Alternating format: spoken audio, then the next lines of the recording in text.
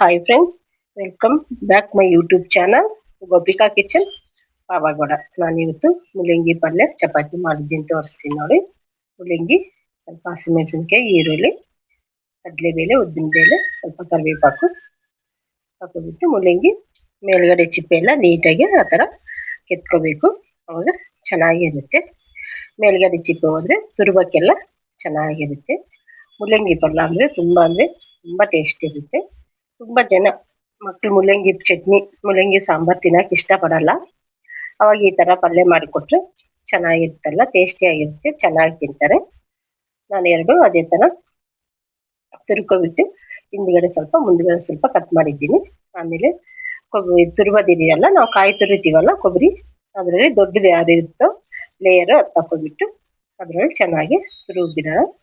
ನೋಡು, ನಾನು ಎರಡು ತುರಿದಿದ್ದೀನಿ. ತುರಿದ ಮೇಲೆ ಆ ಥರ ಆಗಿದೆ. ಎಲ್ಲ ಪುಡಿ ಆಗಿದೆ. ಅದನ್ನು ಸೈಡ್ಗೆ ಇಟ್ಕೊಬಿಟ್ಟು ಈರುಳ್ಳಿ, ಹಸಿಮೆಣಸಿನ್ಕಾಯಿ ಕಟ್ ಮಾಡಿ ಇಟ್ಟಿದ್ದೀನಿ ನಾನು ಆಲ್ರೆಡಿ. ಒಂದು ಸ್ಪೂನ್ ಅಷ್ಟು ಆಯಿಲ್ ಹಾಕ್ಕೋಬೇಕು. ಆಯಿಲ್ ಸ್ವಲ್ಪ ಬಿಸಿ ಆದರೆ ಸ್ವಲ್ಪ ಸಾಸಿವೆ ಕಾಳು, ಆಮೇಲೆ ಉದ್ದಿನಬೇಳೆ, ಕಡಲೆಬೇಳೆ, ಸ್ವಲ್ಪ ಕರಿವೆ ಸೊಪ್ಪು ಹಾಕಿ ಸ್ವಲ್ಪ ಫ್ರೈ ಆದಮೇಲೆ ಮತ್ತೆ ಹಸಿಮೆಣಸಿನ್ಕಾಯಿ, ಈರುಳ್ಳಿ ಕಟ್ ಮಾಡಿ ಇಟ್ಕೊಂಡಿದ್ದೀವಲ್ಲ ಅದನ್ನು ಅದಕ್ಕೆ ಹಾಕ್ಕೊಬಿಡೋಣ. ಹಾಕ್ಕೊಂಡು ಚೆನ್ನಾಗಿ ಫ್ರೈ ಮಾಡ್ಕೊಳ್ಳೋಣ. ಸ್ವಲ್ಪ ಚೆನ್ನಾಗಿ ಗೋಲ್ಡನ್ ಕಲರ್ ಬರೋ ಥರ ಫ್ರೈ ಮಾಡ್ಕೊಂಡ್ರೆ ಸಾಕು. ಮುಲ್ಲಂಗಿ ಹಾಕ್ಬೋದು. ಮುಲ್ಲಂಗಿ ನೀವು ಹಾಕೋವಾಗ ಸ್ವಲ್ಪ ಉಪ್ಪು ಹಾಕ್ಕೊಳ್ಳಿ. ಉಪ್ಪು ಹಾಕ್ಕೊಂಡು ಸ್ವಲ್ಪ ಅದು ಗೋಲ್ಡನ್ ಕಲರ್ವರೆಗೂ ಬಿಟ್ಬಿಟ್ಟು ಮುಲ್ಲಂಗಿ ಹಾಕೋ ಮುಂಚೆ ಒಂದ್ಸತಿ ಬಾಯಲ್ಲಿ ಹಾಕ್ಕೊಂಡು ನೋಡ್ರಿ. ಮುಲ್ಲಂಗಿ ಒಂದೊಂದು ತುಂಬ ಖಾರ ಇರುತ್ತೆ, ಅದು ಖಾರ ನೋಡಿ ಮೆಣಸಿನ್ಕಾಯಿ ಹಾಕ್ಕೋಬೇಕು. ನಾನು ತಗೊಂಡಿರೋ ಮುಲ್ಲಂಗಿ ತುಂಬ ಖಾರ ಇದೆ, ಅದಕ್ಕೋಸ್ಕರ ಸ್ವಲ್ಪ ಲೈಟಾಗಿ ಹಿಂಡಿದ್ದೀನಿ. ನೀರು ಸ್ವಲ್ಪ ಕಮ್ಮಿ ಮಾಡ್ಕೊಂಡಿದ್ದೀನಿ. ಒಂದೊಂದು ಖಾರ ಕಮ್ಮಿ ಇದ್ದರೆ ಹಿಂಡಬೇಡಿ, ಹಂಗೆ ಹಾಕಿದ್ರೂ ಚೆನ್ನಾಗಿರುತ್ತೆ. ಎರಡು ಸರಿ ಅದನ್ನು ಮುಲ್ಲಂಗಿನೂ ಚೆನ್ನಾಗಿ ಗೋಲ್ಡನ್ ಕಲರ್ ಬರುತ್ತೆ ಫ್ರೈ ಮಾಡಿದ್ರೆ. ಅದೇ ಥರ ನೀಟಾಗಿ ಫ್ರೈ ಮಾಡ್ಕೊಬಿಟ್ಟು ಲಾಸ್ಟಲ್ಲಿ ಸ್ವಲ್ಪ ಚಿಕ್ಕದಾಗಿ ಕಟ್ ಮಾಡಿಕೊಂಡು ಕೊತ್ತಂಬರಿ ಸೊಪ್ಪು ಹಾಕಿದ್ರೆ ಮುಲ್ಲಂಗಿ ಪಲ್ಯ ರೆಡಿ ಆಗಿದೆ ಅಂತ ಲೆಕ್ಕ ಅಷ್ಟೇ. ಹೌದಾ, ಮುಲ್ಲಂಗಿ ಪಲ್ಯ ಎಷ್ಟು ಬೇಗ ರೆಡಿ ಆಯಿತು. ಆಮೇಲೆ ನಾನು ಒಂದು ಅರ್ಧ kg ಅಷ್ಟು ಗೋಧಿ ಹಿಟ್ಟು ತಗೊಂಡು ಜಲ್ದಿ ಹಿಡಿದು ಇಟ್ಕೊಂಡಿದ್ದೀನಿ. ಅದರಲ್ಲಿ ಚಪಾತಿ ಕೆಳಗಡೆಗೆ ಎಷ್ಟು ಬೇಕೋ ಅಷ್ಟು ಹಾಕ್ಕೊಬಿಟ್ಟು ಸ್ವಲ್ಪ ಉಪ್ಪು, ಸ್ವಲ್ಪ ಆಯಿಲ್ ಹಾಕಿ ಎಲ್ಲ ನೀಟಾಗಿ ಒಂದ್ಸತಿ ಕಲಿಸ್ಕೊಬಿಡೋಣ. ಆಮೇಲೆ ನೀರು ಹಾಕಿ ಚೆನ್ನಾಗಿ ಕಲಿಸ್ಬಿಡೋಣ.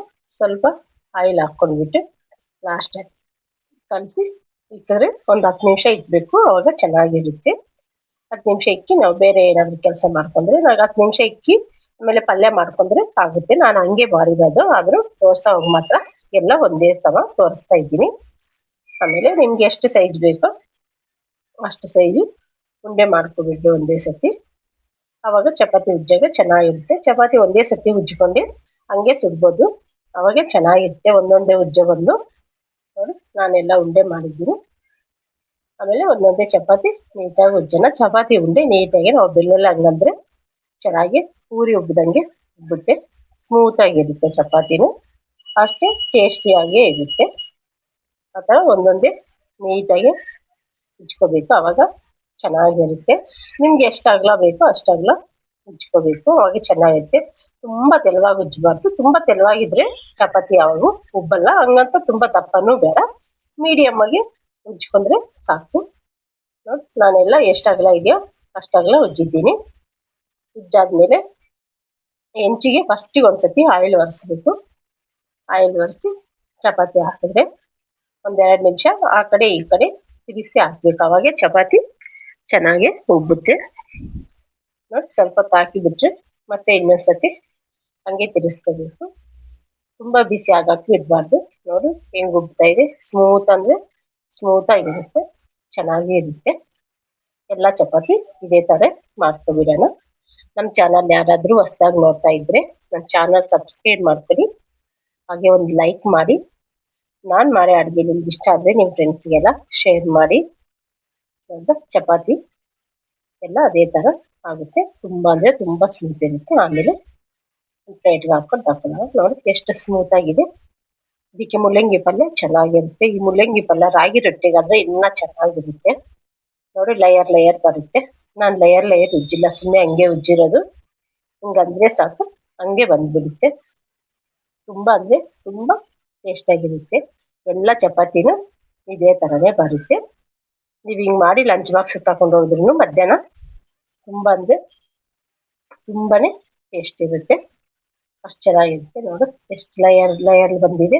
ನಾನು ಒಂದೇ ಸತಿ ಉಜ್ಜಿದ್ದೀನಿ ಒಂದಕ್ಕೆ, ಅಷ್ಟು ಚೆನ್ನಾಗಿ ಬಂದಿದೆ. ಮಕ್ಳಿಗೆ ಆ ಥರ ಪಲ್ಯ ಹಾಕ್ಕೊಟ್ಬಿಟ್ಟು ನೀಟಾಗಿ ರವನ್ ಮಾಡಬೇಕು, ಅವಾಗ ಚೆನ್ನಾಗಿರುತ್ತೆ. ನೋಡು ನಾನು ರವನ್ ಮಾಡ್ತಾ ಇದ್ದೀನಿ. ಮತ್ತು ಎಷ್ಟು ಚೆನ್ನಾಗಿದೆ. ಹಂಗೆ ಒಳಗಡೆಗೆ ಹಾಕಿ ಪಲ್ಯ, ಮೂಲಂಗಿ ಪಲ್ಯ ಆ ಥರ ರವನ್ ಮಾಡಿ ಕೊಡಿ. ಬಾಯ್.